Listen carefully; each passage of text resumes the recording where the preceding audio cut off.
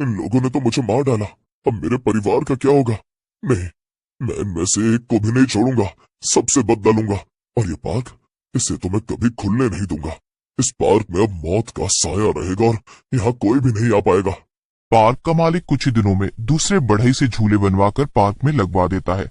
आखिरकार वो दिन भी आ जाता है जिस दिन पार्क के खुलने का समय तय हुआ था। लेकिन सुंदर के भूत ने ठान लिया था कि वो पार्क में किसी को भी आने नहीं देगा।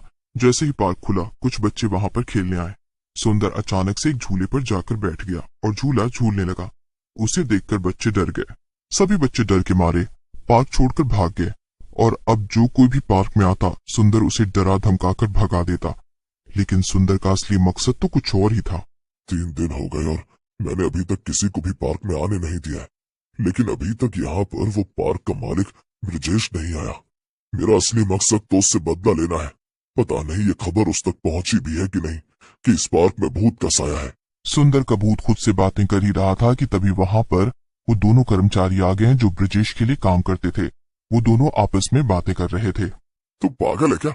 अगर लोग कह रहे हैं कि यहाँ पर भूत प्रेत का साया है तो तूने अभी तक मालिक को क्यों नहीं बताया? अरे यार, तुझे पता नहीं है कि मालिक विदेश गए हुए हैं? वो कल वापस आ जाएंगे, तब उन्हें सब बता दूंगा। और वैसे भी मुझे इस भूत प्रेत की कहानी पर बिल्कुल भी यकीन नहीं है। अरे ये सब तो बस कहानियां हैं। अरे नहीं नहीं, ऐसा नहीं है। तुझे याद नहीं है क्या कि हमने उस बढ़ई को यहीं पर दफनाया था? हो सकता है कि उसी की आत्मा भटक रही हो। अरे चुप हो जा, मुझे भी अपने साथ साथ डराना बंद कर। और वैसे भी हमने उस बढ़ई को नहीं मारा था, वो तो मालिक ने मारा था और हमने बस उसे दफनाया था। अच्छा, और इससे तुम एकदम शरीफ हो जाते हो? भूत को अचानक से अपने सामने देखकर दोनों कर्मचारी डर से कांपने लगे। भूत! भूत! अरे ये तो उस बढ़ई का भूत है। ये तो सच में आ गया। यानी कि पार्क सच में भूतिया है। तो तुम्हें लगता है कि तुमने मुझे यहाँ दफनाकर कोई गलती नहीं की और तुम दोनों शरीफ हो? तो फिर ठीक है, अब मैं भी एक शराफत का काम करूंगा। मैं भी तुम दोनों को यहीं पर दफना दूंगा। भूत की बात सुनकर दोनों कर्मचारी डर गए और वहां से भागने की कोशिश करने लगे। लेकिन भूत ने दोनों का गला पकड़ लिया और मरोड़ दिया। दोनों तुरंत मर गए। इसके बाद भूत ने उन्हें भी उसी जगह दफना दिया। दोनों कर्मचारियों की मौत के बाद सारे इलाके में ये बात फैल गई कि जो बगीचा ब्रिजेश ने बनवाया है वहां पर कोई भूतिया साया है और जो कोई भी वहां जाएगा वो भूत उसे खत्म कर देगा। ये सब सुनकर लोग वहां से गुजरना भी बंद कर देते हैं। उधर जब ब्रिजेश को इस बारे में खबर मिलती है तब वो डर के मारे थर थर कांपने लगता है। नहीं, जरूर ये भूत सुंदर का ही है। अगर मैं वापस वहां गया तो वो मुझे कैसे भी ढूंढकर मार ही डालेगा। इससे बेहतर तो यही होगा कि मैं यहीं फॉरेन में रहकर अपना बिजनेस करूं। कम से कम जिंदा तो रहूंगा।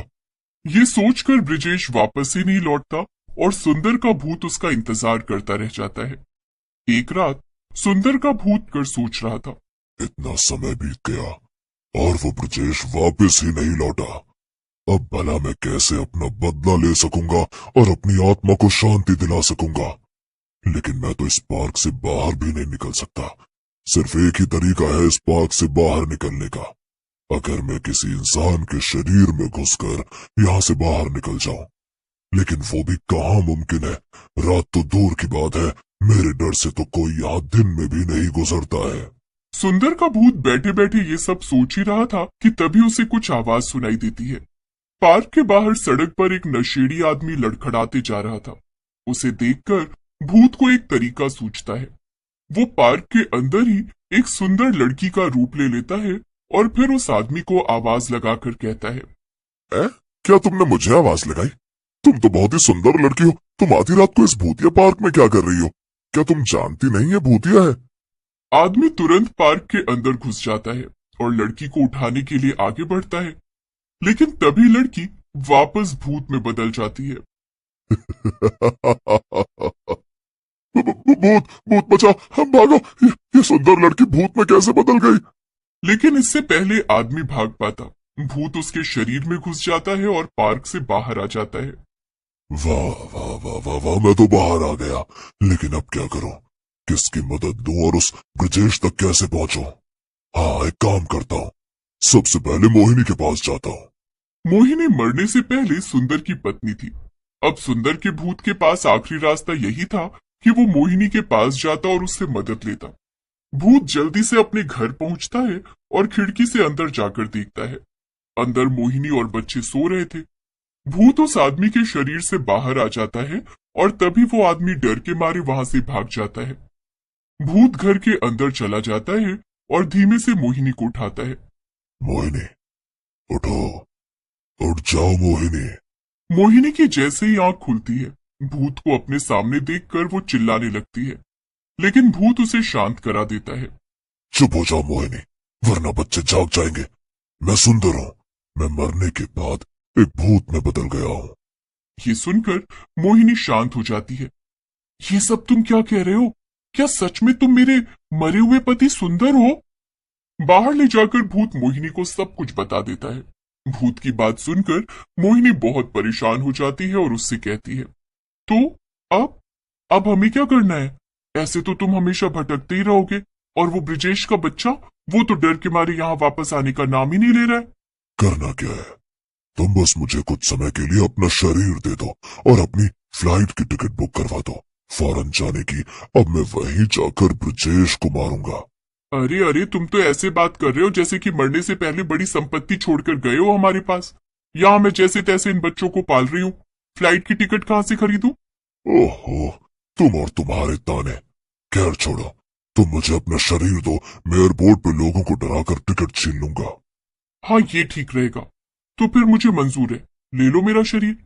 अगले ही दिन सुंदर का भूत मोहिनी के अंदर घुसकर एयरपोर्ट पहुंच जाता है। सबसे पहले भूत को एक बूढ़ा आदमी दिखता है। भूत उसे रोककर पूछता है, जी क्या आप भी आज फॉरेन जाने वाले हैं फ्लाइट से? जी हाँ, पर क्यों? क्योंकि मुझे वो फ्लाइट की टिकट चाहिए बुड्ढे। चिंता मत कर, तू कल चले जाना, आज मेरा जाना ज्यादा जरूरी है। मोहन के अंदर मौजूद सुंदर का भूत उस बूढ़े आदमी से वो टिकट छीन लेता है और प्लेन में बैठ जाता है। कुछ देर इंतजार करने के बाद वो फॉरेन पहुंच ही जाता है। वहां पहुंचकर मोहिनी जल्दी से ब्रिजेश के ऑफिस जाती है और वहां जाकर उसे ढूंढ। ब्रिजेश फॉरेन में भी पहले की तरह गलत काम कर रहा था और पैसे कमा रहा था। यहाँ पर उसने अपना बहुत बड़ा ऑफिस भी बना लिया था। ब्रिजेश के ऑफिस पहुंचते ही सुंदर का भूत मोहिनी के शरीर से बाहर आ जाता है और ब्रिजेश के सामने चला जाता है। भूत, यहाँ तू जरूर सुंदर है, यानी कि तू यहाँ भी आ गया मुझे मारने। मैं यहाँ भी आ गया, लेकिन चिंता मत कर, मैं तुझे यहाँ नहीं मारूंगा, बल्कि मैं तुझे वापस ले जाने आया हूँ। मैं तुझे उसी पार्क में मारूंगा जहाँ तूने मुझे मारा था। समझ में आया? क्या? नहीं, प्लीज तुम मुझे माफ कर दो। बदले में मैं तुम्हारे परिवार को बहुत सारा पैसा दे दूंगा, जिससे तुम्हारी बीवी बच्चे बहुत अच्छे से जीवन जी सकेंगे। क्या सच में? तो वैसे कितना पैसा दोगे तुम मेरे परिवार को? अरे जितना तुम कहोगे, 10 लाख, 20 लाख, चलो मैं तुम्हारे परिवार को पूरे 50 लाख देने को तैयार हूँ। तुम बस मुझे छोड़ दो। अपने परिवार को इतना सारा पैसा मिलने की बात सुनकर भूत सोच में पड़ जाता है। उसे मोहिनी की कही हुई बात भी याद आ जाती है कि वो कितनी मुश्किल से अपना घर परिवार चला रही है और बच्चों को पढ़ा रही है। वो मन ही मन सोचता है, अगर सच में ऐसा करने से मेरे परिवार को फायदा होगा तो क्या मैं इसे छोड़ दूं? बदले में मुझे बस हमेशा हमेशा के लिए उस पार्क में कैद होकर ही तो रहना पड़ेगा, लेकिन मोहिनी और मेरे बच्चे खुशी खुशी वहां रह पाएंगे। कि क्या सोच रहे हो तुम? तो क्या मैं ये डील फाइनल समझूं? तो फिर मैं अभी के अभी तुम्हारे बैंक अकाउंट में पैसे भिजवा देता हूँ। हाँ, मुझे मंजूर है, पर मेरी एक शर्त है, तुम्हें मेरे साथ वापस तो चलना ही पड़ेगा। मुझे तुमसे एक बहुत जरूरी काम करवाना है। अच्छा, अब फिर ठीक है, मैं वापस चलूंगा, लेकिन बस तुम मुझे मारना मत। भूत ब्रिजेश को अपने साथ वापस ले आता है। फिर वो मोहिनी को ब्रिजेश से बहुत सारे पैसे भी दिलवा देता है, जिससे मोहिनी अच्छे से रहने लगती है। लेकिन अभी भी एक काम बाकी था। पार्क के लोग अभी भी पार्क को भूतिया ही समझ रहे थे और कोई भी वहां जाने से डर रहा था। साथ ही साथ पार्क के झूले अभी भी खराब थे। अगर कोई वहां जाता भी तो उसे चोट लग जाती। तो अब मैं वापस जा सकता हूँ क्या? मैंने तुम्हारा कहा हुआ सब काम कर दिया है ना? अब मुझे जाने दो, वरना मेरा बहुत बड़ा नुकसान हो जाएगा। नहीं, अभी सारा काम नहीं हुआ है। सबसे जरूरी काम तो अभी बाकी है, और वो है ये पार्क, जिसका काम तुमने शुरू किया था वो अभी भी चालू नहीं हुआ है। इसलिए तुम्हें यहाँ का पहले काम खत्म करना होगा, तभी तुम वापस जा सकते हो। उफ, ये मैं आखिर कहाँ आकर फंस गया हूँ? ये पार्क ठीक करवाने में तो बड़ा समय लग जाएगा। अब ये भूत तो मुझसे अपनी मनमानी करा रहा है। अगर अब मैं एक और दिन भी यहाँ रुक गया तो मेरी इतनी बड़ी डील मिस हो जाएगी। अरे क्या बड़बड़ा रहे हो तुम? क्या तुम ये काम नहीं करोगे? अरे नहीं नहीं, मैं भला आपको मना कैसे कर सकता हूँ। मैं ये काम करवा दूंगा, लेकिन अभी मुझे जाना ही होगा। अगर तुम चाहो तो मैं इस काम के लिए अपने कुछ आदमी भेज देता हूँ, वो यहाँ आकर सब संभाल लेंगे। लेकिन मेरा जाना बहुत जरूरी है। क्या? क्यों, ऐसा भी क्या काम है तुम्हें वहां फॉरेन में जो तुम्हारा जाना इतना जरूरी है? अरे वो फॉरेन में मैंने एक बहुत बड़ा हॉस्पिटल बनवाने के लिए डील साइन की है। वहां मैं आधे दाम पे हॉस्पिटल बनवा दूंगा, जिससे मेरा और सबका बड़ा फायदा होगा। क्या? मगर ऐसा कैसे?